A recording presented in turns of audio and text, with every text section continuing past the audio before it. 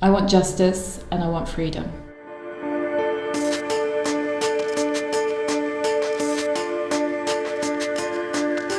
People outside are not really aware of the situation, and to some extent they are sometimes shocked. This is an ushering of a green light to keep occupying us, to take our youth and throw them into prisons, to legalize the oppression that is happening. It allows for the complete erasure of Palestinians and our rootedness to the land. It says that you do not know what you need, you do not know what you want, so we will outline it for you. And through that, we're going to completely erase you.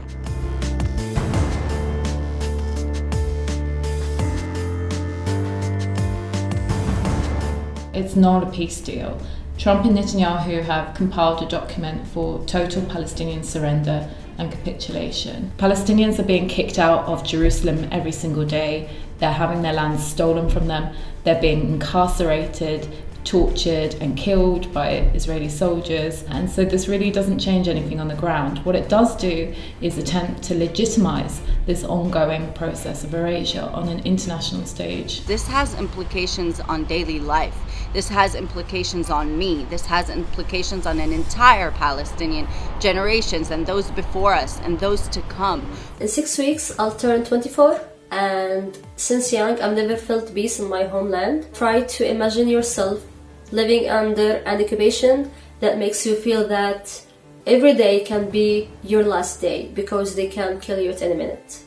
So I'm so young and I really feel like I really deserve to live in peace and freedom. I have lived my whole life living under direct occupation and for the past 14 years being sieged with an intentional policy to suffocate me, forbidding me the right to travel, the right of freedom, the right of self-determination, the right of using my natural resources.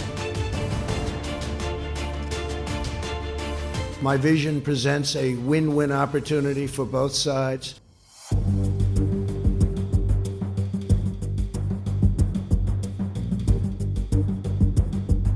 This plan brings no peace, no prosperity to the Palestinian people. How can there be peace when there is full Israeli control over Palestinian lands and Palestinian futures and aspirations? What is peace when every single day Palestinians have to go through checkpoints?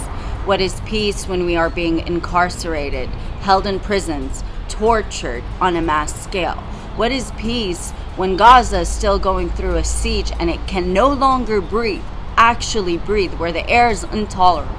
What is peace when we have to fight for our right to say the word Palestine, when we have to fight for our right to see one another because of the division and the apartheid wall that separates us?